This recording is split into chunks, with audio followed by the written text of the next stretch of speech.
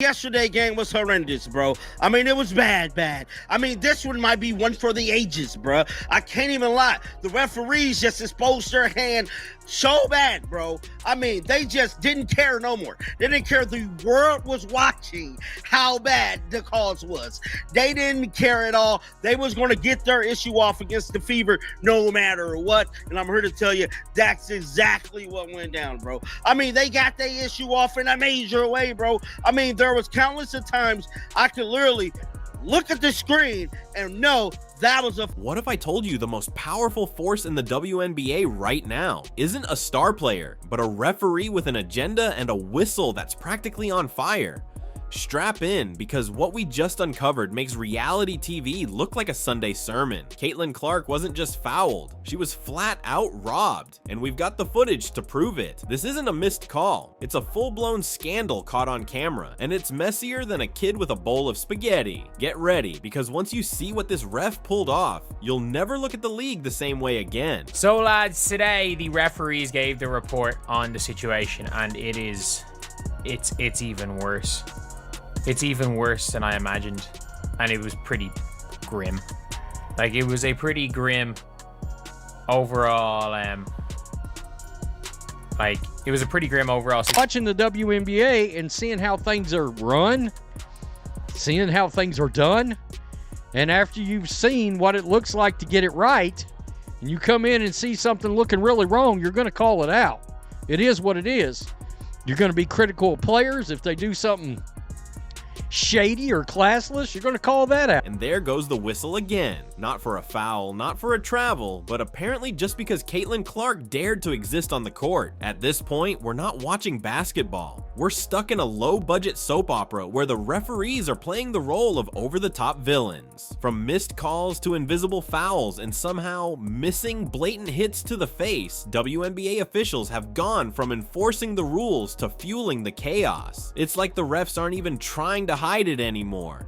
They're not blowing whistles, they're blowing up the game. I wanted to share with you guys an article that I found that honestly gives us so much insight into the WNBA referees, how they are hired, how much they make, and there's one section that really stood out to me, and they break down essentially why they are making the calls that they make, and they also talk about the influx of new fans flooding to the WNBA. They talk about Caitlin Clark a little bit. This article to me was really telling. It actually came out in January, but it was published by SB Nation, and it's entitled How WNBA Referees Are Scouted, Trained, and Held Accountable.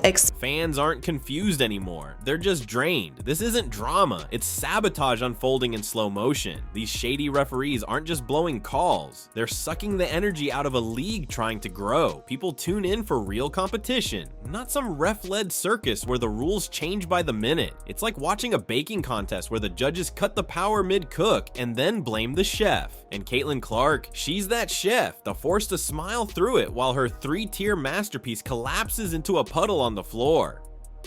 You would think with what they say coming into the season, Kathy was made it her business to let them know that, referees is going to be getting assessed for this next season and make sure they're making the right, proper calls. Man, at this point, we need NBA refs all the time, bro. I don't want these YMCA, junior league, high school ass referees, bro. We need real life refs, because as of right now, they're costing the Indiana Fever major games that they definitely need to win. Let's be honest, Caitlin Clark doesn't just look physically tired. She looks emotionally drained, and not the played 40 minutes, dropped 30 points kind of tired. No, this is the exhaustion that hits when you realize you could drop 60 and a ref would still call a foul just for breathing too hard. She's not just playing basketball, she's carrying an entire franchise, a rising league, and the hopes of women's sports fans on her back, while the officials seem more focused on tripping her up than calling a fair game. You remember how last year started?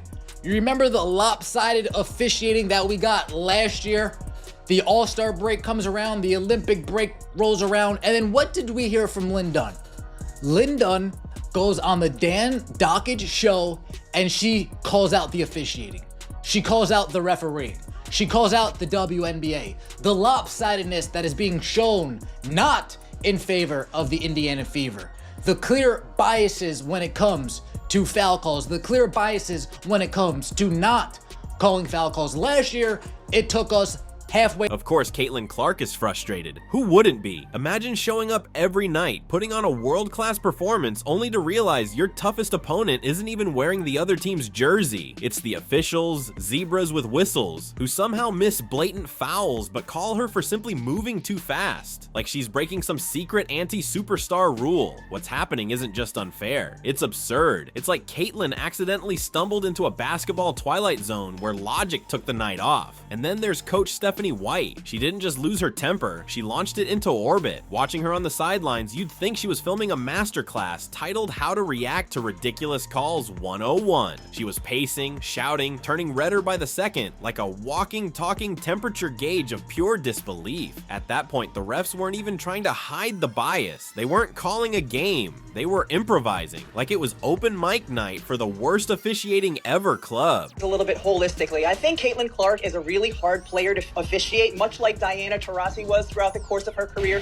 for a couple of reasons. Caitlin Clark regularly gets picked up in the full court. She also gets blitzed more over the course of her career than any player in WNBA history or in that period of time. And she also creates some contact herself on the offensive end of the floor. She is very difficult to officiate because of all of the contact that's happening around her all of the time. That being said, I was in contact with a number of WNBA coaches yesterday about this topic of the officiating in the WNBA, and all of them said it needs... There's no sugarcoating it. Caitlin Clark is being treated like she broke some unspoken rule of basketball. Her real crime. Making the sport relevant again. The WNBA wanted more visibility. Congratulations, you got it. But now the referees are acting like they've been dragged into the spotlight against their will, squinting like vampires in sunlight, panicking as real fans, real cameras, and real questions start flooding in. Every missed call turns into a meme within seconds. Social media has full-blown breakdowns in slow motion, analyzing every flop, phantom foul, and logic-defying whistle. And somehow, it's only getting worse. Clark goes for a clean, fast break, whistle. She strips the ball on defense, violation. She exhales too hard in the paint, technical foul. Meanwhile, the opposing team is out here throwing elbows like it's a UFC weigh-in and getting nothing but fist bumps in return. It's like the refs picked up the WNBA rule book, ripped it in half, and wrote a new one where Caitlin Clark always ends up penalized no matter what she does. But this isn't just about bad officiating, and it's about the mental toll. Caitlin, still in her rookie year, is playing like a seasoned pro, all while carrying the weight of the league's spotlight and a bullseye the size of Iowa on her back.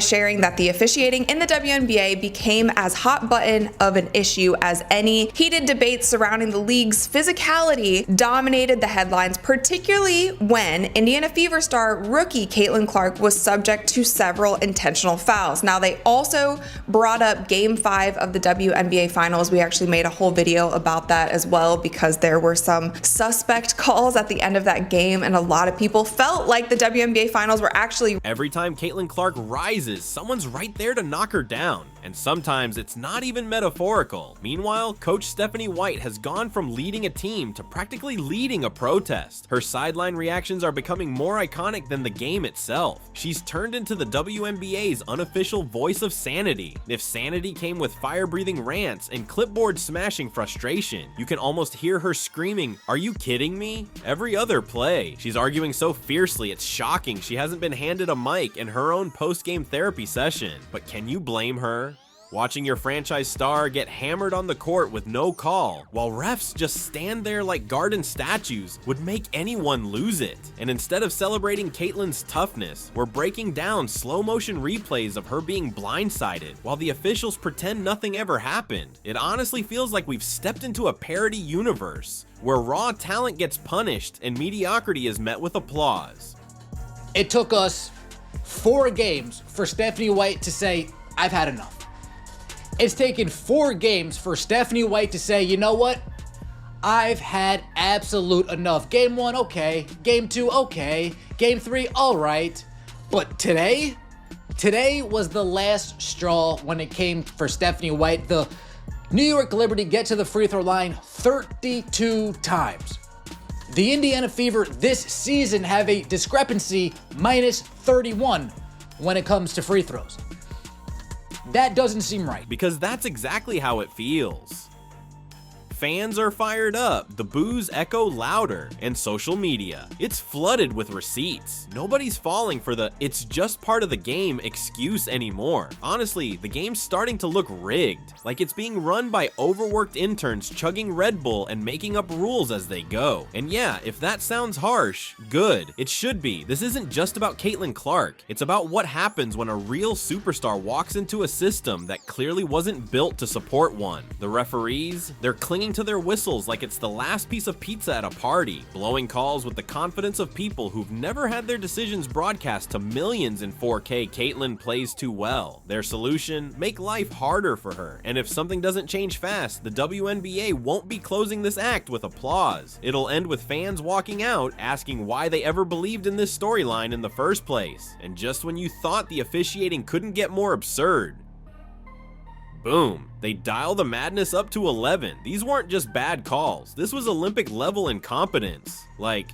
did y'all get your rule book from a coloring book? Kind of bad. Free set happened. Why was JC Sheldon's foul upgrade to a flagrant one? In the judgment of the officials, the foul by Sheldon was unnecessary. The contact to Clark's face. Furthermore, there was a wind-up and impact, and the contact to face carries potential for injury. How did you come to the conclusion that that is a flagrant one? How did you come up to the conclusion that it was unnecessary? There was a wind-up, and it was to the face. The three of them that is a flagrant 2. By definition, you've described a flagrant. At this point, it seriously felt like the refs were pulling fouls from a magic hat labeled random nonsense, while completely ignoring the punishment Caitlin Clark and her teammates were taking. Clear contact? Nothing. Clotheslining? Just solid hustle.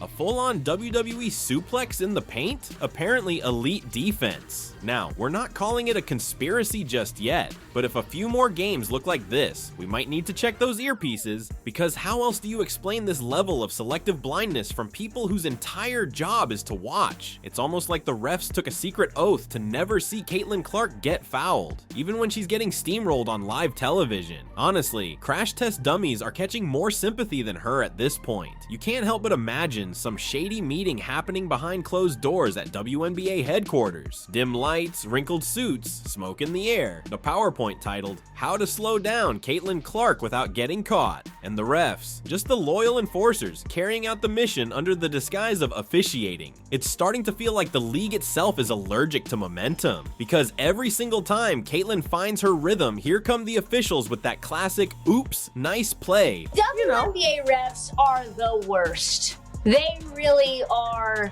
the worst. We gotta unpaint these narratives. They all have heart. All the mannerisms in basketball are the same. This is gonna be the same. Doesn't matter your color, your race, or your religion. That means I shot in your face. This means I'm clapping, I'm excited. How do you make basketball mannerisms about race? Make it make sense. Sometimes we might even push the ref. I'm in the heat of the moment. I'm not a bad person. Wait, hold up, wait. You be pushing refs, Angel? Well, I ain't never pushed them, but I've gotten in their face. You know what I'm saying? 'Cause, you know.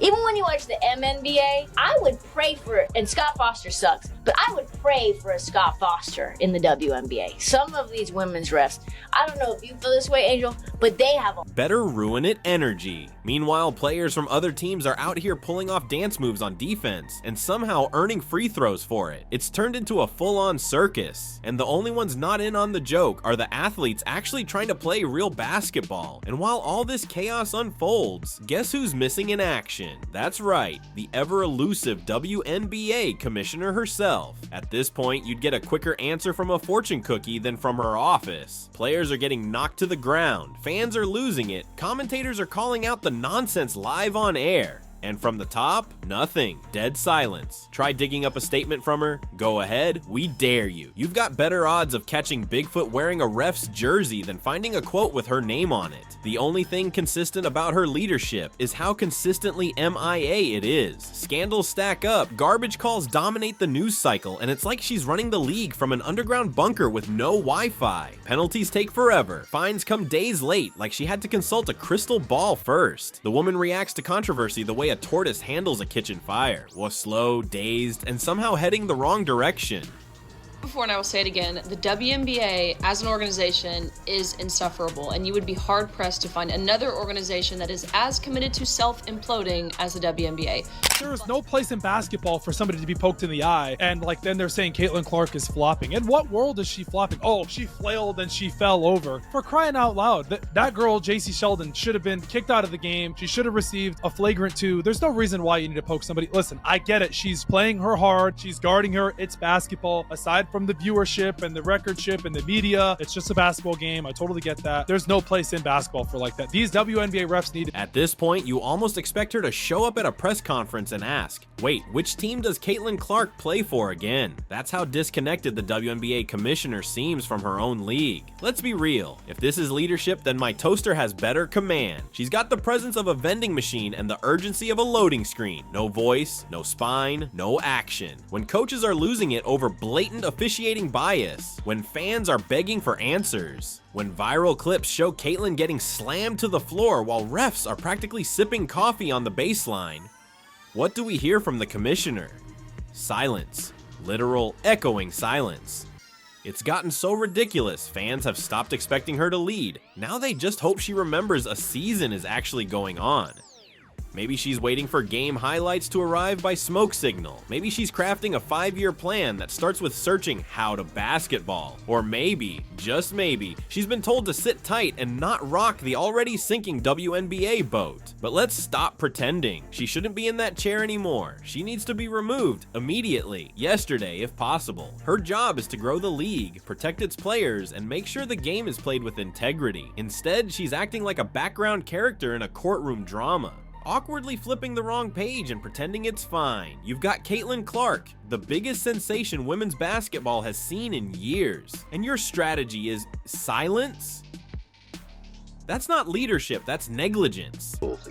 I said you lost control of the game, and here's what happened is those are refs around allowed that type of play to happen. That just opens up the rest of the game to say, do you see what I got away with? I'm going to be able to get away with other things too. And that's exactly what I said.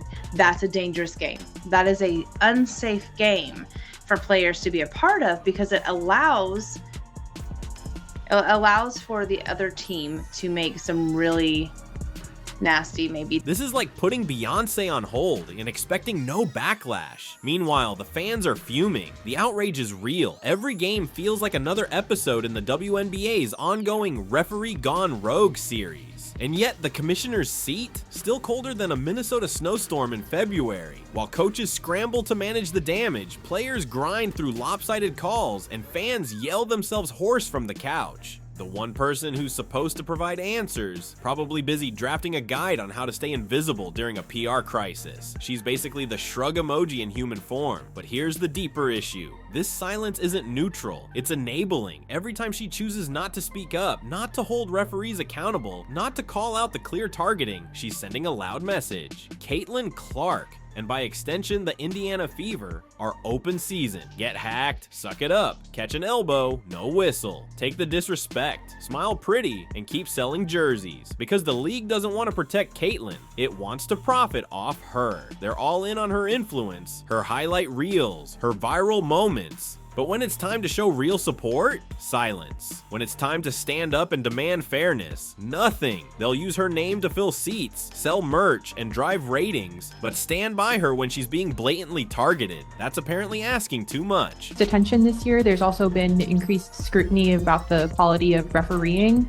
Curious if there has been any conversation about whether it's referee pay, referee training, anything to ensure that is as good as it can be. Obviously, not every they're humans, looking at technology, basketball is a little more complex than tennis, for instance, around technology of officiating. So we're looking at a variety of different dimensions. I know it's a passionate issue. Every fan group, I love when I go into market and every fan group, I I meet with. They usually wait and ask it as the last question of the night, but they do ask about officiating, which I... Apparently that's asking too much, and with every day this silence drags on, the fallout spreads. Not just for Caitlin Clark or the Indiana Fever, but for the league's credibility as a whole. Fans aren't blind, they're watching, they're comparing plays, slowing down footage, dissecting every call frame by frame. This isn't 1998, this is the era of receipts, and the evidence, it's everywhere, and it's damning. If the WNBA really thinks it can gaslight an entire generation of basketball-savvy viewers, they're in for a rude awakening, because this audience sees the game clearly, and they're not buying the excuses. What the league desperately needs is leadership with a pulse, someone who knows how to log into Twitter and respond before a full week and a PR disaster pass by. Because if the WNBA wants to ride the wave of attention Caitlin Clark has brought, it needs a captain who doesn't treat every crisis like a pocket dial. The players deserve real protection, the fans demand real accountability, and Caitlin Clark, she deserves a league that actually has her back.